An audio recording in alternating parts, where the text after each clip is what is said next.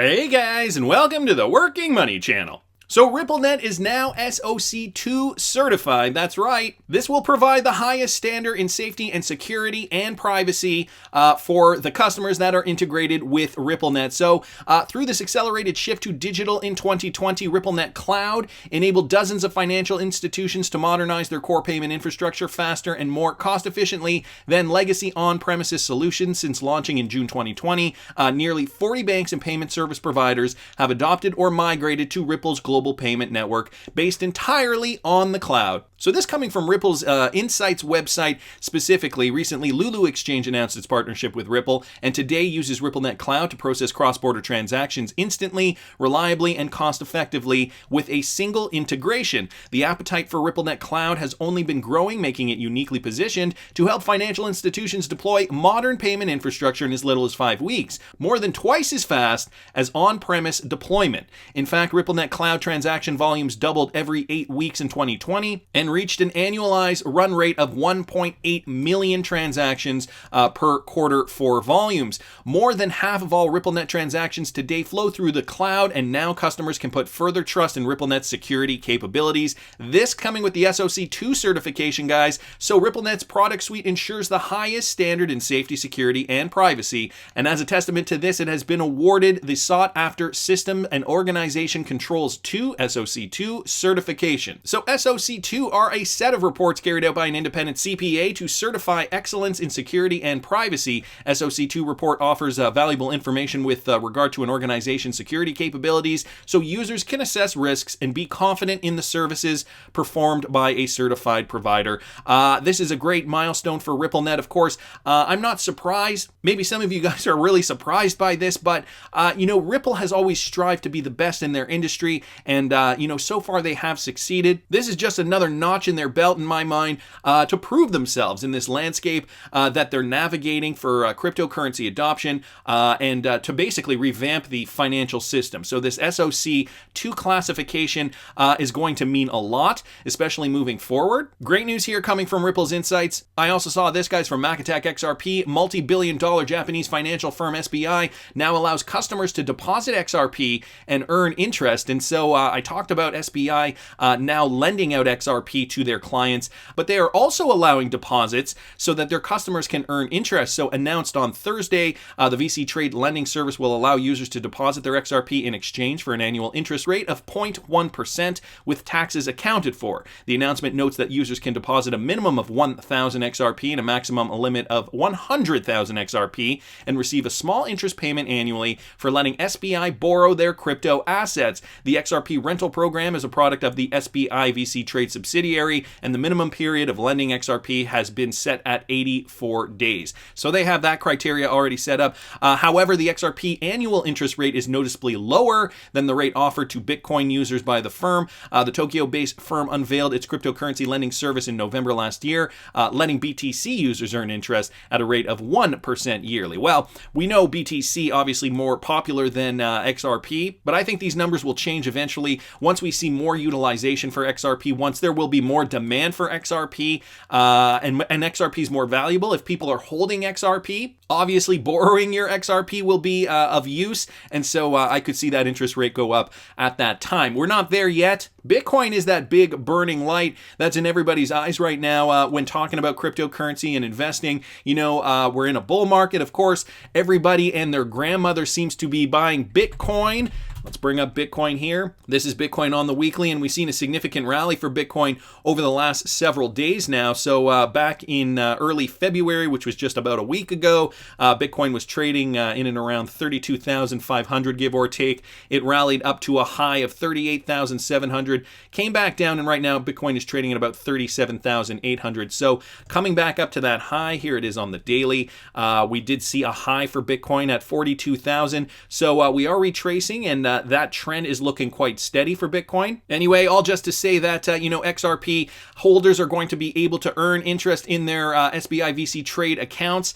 And my thought is that will change once XRP becomes more utilized within the financial system. I also saw this, guys, from Michael at Val5 Links. President Biden on Thursday formally withdrew Judy Shelton's nomination to the Federal Reserve Board, closing the book on her quest to join the central bank. Now, we know Judy Shelton sounded like she was very, very pro-cryptocurrency, but President Biden on Thursday formally withdrew her nomination to the Fed board, closing the book on her quest to join the central bank. Shelton's nomination was withdrawn with more than 24 other officials nominated under President Trump, so she wasn't the only one. In January, shortly before he left office, the Democratic takeover of the Senate in January effectively ended Shelton's chances of confirmation, and Biden's withdrawal of her nomination does little more than clear the way for his eventual pick to fill the final vacant spot on the Fed board. So we don't know who that is yet, but just wanted to bring this news to you guys because we know we've heard Judy Shelton say out of her own mouth. And so I like the idea of a gold standard. I mean, it could be used in a very cryptocurrency way. So unfortunately, no proponent of the gold standard. Judy Shelton no longer a contender. But that's not to say that Ripple and XRP still won't thrive. And more news really bolstering the cryptocurrency market in general. This coming from XRPCRYPTOWOLF, LL Cool J and Paul Tudor Jones, and more back new $72 million crypto VC fund. So a $72 million crypto venture capital fund has been announced, drawing a mix of deep-pocketed investors, including billionaire Paul Tudor Jones. Details of the fund and its backers were first reported by Yahoo Finance. The fund's limited partners include recording artist and producer LL Cool J, former PepsiCo CEO Indra Nooyi, SoFi CEO Anthony Noto, Apollo Group co-founder Josh Harris, and former TD Ameritrade CEO Joe Moglia, among others. So it seems like everybody wants to get in on this crypto craze, opening up funds for institutional investors, and I'm sure some of them are for retail investors alike, to be investing in cryptocurrency. We heard the other day, just yesterday, and I'll link it up here in the top right-hand corner, that PayPal had not expected the kind of growth that it had seen in Q4 of 2020, just because of the new cryptocurrency integration that they had rolled out on their platform. They were saying that people were logging in more than twice, I think, the normal rate before they had integrated cryptocurrency. And it's because, people are likely realizing, hey, I can buy cryptocurrency with my PayPal. I'm going to check it out, see if I've made any money on it because, there's the volatility, of course, which is what gets us very excited in the crypto space. So we're seeing these big names, namely LL Cool J and Paul Tudor Jones, starting up another one of these. This is just going to bring more FOMO in the market, guys. So great news there. We also got this from Michael at Val5 Links, and I talked about this yesterday with regards to Cynthia Lummis. She's announced that she's forming a Financial Innovation Caucus in Senate, and so I did a video yesterday mentioning that she got on the banking committee, and that was the same video where I talk about the PayPal stuff, so if you guys want to check that out, you can catch it all there. She's a Bitcoiner. She was on the Anthony Pompliano podcast, and although I did mention this yesterday, there is some more news that came out here. Lummis expressed her intentions to educate her fellow senators. On Anthony Pompliano's podcast, Lummis announced that she's forming a Financial Innovation Caucus in the Senate to promote a proper understanding and responsible regulation of things like digital assets and emerging financial technologies. This according to her office. She also touted Bitcoin as a better store of value for consumers, particularly as a hedge against the dollar. So the American dollar seeing inflation, and Bitcoin, of course, exposure to Bitcoin will only bring deflation. There's the scarcity and the desire to hold Bitcoin. Less and less Bitcoin is being produced, and most of it has already been bought up. 18 million, I believe, just over 18 million have been mined since Bitcoin's inception, and there's only a total of 21 million Bitcoin out there, or rather that will be out there. So the scarcity factor. I know there are pros and cons for holding Bitcoin, and I know some in the XRP community really detest Bitcoin, but some are like, hey, look, it rallies. It is what it is.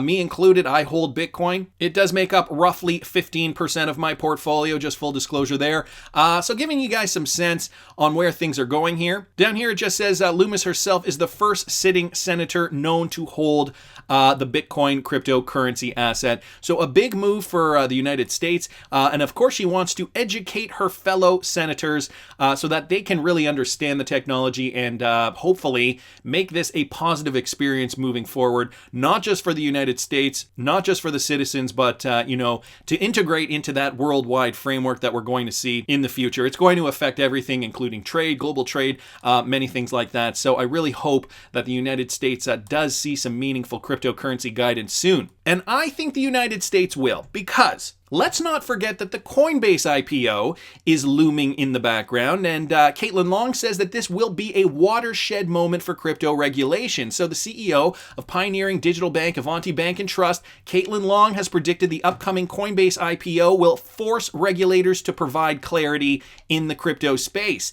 They will be forced to, and I talked about this in a former video, but I'm glad Caitlin Long said it as well. So she's the founder of Wyoming-based digital asset bank Avanti Bank and Trust, and she's predicted Coinbase's upcoming IPO will be a watershed moment for cryptocurrency regulation. Speaking alongside SEC Commissioner Hester Peirce during BlockFi and Real Vision's Bitcoin in the Real World event on February 5th, Long speculated the IPO of the United States' leading crypto exchange is likely to force the SEC's hand to establish a precedent for many outstanding regulatory key issues in the digital asset sector. Long emphasized the SEC will examine Coinbase's prospectus with a fine-tooth comb, stating, "What the world is going to look at when the prospectus goes into effect is that everything is okay with the SEC." Noting the recent delistings of Ripple's XRP token from dozens of exchanges after the SEC alleged it was an unlicensed security offering, Long asserts the IPO will compel the SEC to make firm rulings regarding any other tokens it suspects